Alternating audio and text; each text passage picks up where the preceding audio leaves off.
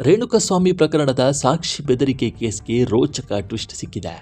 ನಿನ್ನೆಯಷ್ಟೇ ಸಾಕ್ಷಿಗೆ ಬೆದರಿಕೆ ಹಾಕಿದ ಕೇಸ್ನಲ್ಲಿ 3 ಅರೆಸ್ಟ್ ಮಾಡಲಾಗಿತ್ತು. ಇದರ ಬೆನ್ನಲ್ಲೇ ಮತ್ತೊಂದು ಸ್ಫೋಟಕ ವಿಚಾರ ಹೊರಬಿದ್ದಿದೆ. ಬಂಧಿತ ಪುನೀತ್ ಕೂಡ ರೇಣುಕಾಸ್ವಾಮಿ ಕೊಲೆ ಕೇಸ್ನ ಪ್ರಮುಖ ಸಾಕ್ಷಿಯಾಗಿದ್ದಾನೆ ಎನ್ನುವ ಸ್ಫೋಟಕ ವಿಚಾರ ಪೊಲೀಸ್ ತನಿಖೆ ವೇಳೆ ಬಯಲಾಗಿದೆ.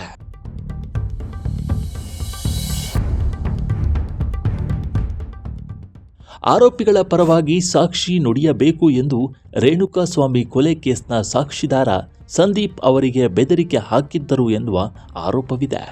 ಈ ಸಂಬಂಧ ಪೊಲೀಸರು ತನಿಖೆ ನಡೆಸಿದ್ದು, ತುಮಕೂರಿನ ದುರ್ಗಾ ಬಾರ್ ಕ್ಯಾಷಿಯರ್ಗೆ ಧಮಕಿ ಹಾಕಿದವನು ಬೇರ್ಯಾರೂ ಅಲ್ಲ, ಇದೇ ಕೇಸ್ನ ಮತ್ತೊಬ್ಬ ಸಾಕ್ಷಿ ಅನ್ನೋ ವಿಚಾರ ಬಯಲಾಗಿದೆ.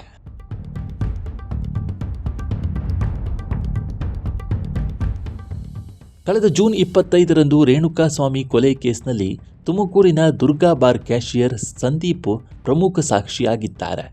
ರೇಣುಕಾಸ್ವಾಮಿಯನ್ನ ಚಿತ್ರದುರ್ಗದಿಂದ ಬೆಂಗಳೂರಿಗೆ ಕರೆತರುವ ಮಾರ್ಗ ಮಧ್ಯದಲ್ಲಿ ಆರೋಪಿಗಳು ತುಮಕೂರಿನಲ್ಲಿ ಕಾರು ನಿಲ್ಲಿಸಿದ್ರು. ತುಮಕೂರಿನ ದುರ್ಗಾ ಬಾರ್ನಲ್ಲಿ ಮದ್ಯ ಖರೀದಿಸಿದ್ರು ಎನ್ನಲಾಗಿತ್ತು.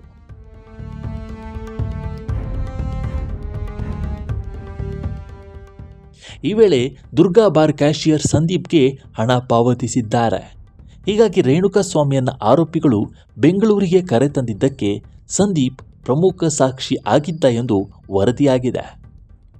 ರೇಣುಕಾಸ್ವಾಮಿ ಹತ್ಯೆ ಕೇಸ್ನಲ್ಲಿ ಸಾಕ್ಷಿಯಾಗಿರುವ ಸಂದೀಪ್ಗೆ ಮತ್ತೊಬ್ಬ ಸಾಕ್ಷಿಯಾಗಿರೋ ಪುನೀತ್ ಎಂಬಾತನೇ ಬೆದರಿಕೆ ಹಾಕಿದ್ದಾನೆ ಎನ್ನುವ ವಿಚಾರ ಬಯಲಾಗಿದೆ.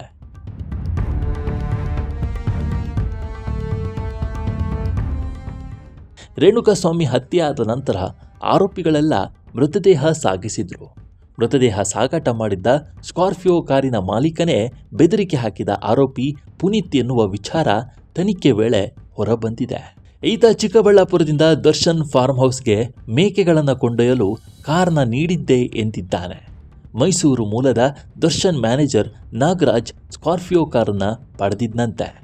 ಬಳಿಕ ರೇಣುಕಾಸ್ವಾಮಿ ಶವವನ್ನು ಕೂಡ ಇದೇ ಪುನೀತ್ ಅವರ ಸ್ಕಾರ್ಪಿಯೋ ಕಾರ್ನಲ್ಲೇ ಸಾಗಿಸಿದ್ರು.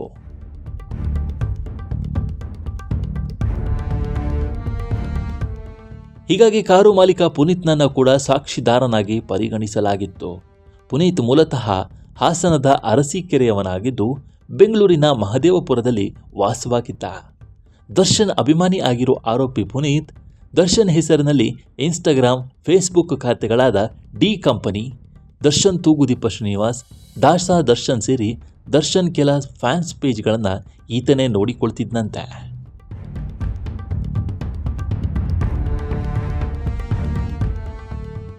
ರೇಣುಕಾಸ್ವಾಮಿ ಹತ್ಯೆಗೂ ಮುನ್ನ 8 ವರ್ಷಗಳಿಂದ ದರ್ಶನ್ ಹೆಸರಿನ ಸಾಮಾಜಿಕ ಜಾಲತಾಣಗಳನ್ನು ಪುನೀತ್ ಒಬ್ಬನೇ ಹ್ಯಾಂಡಲ್ ಮಾಡ್ತಿದ್ದ ಎನ್ನುವ ವಿಚಾರ ಇದೀಗ ಹೊರಬಂದಿದೆ.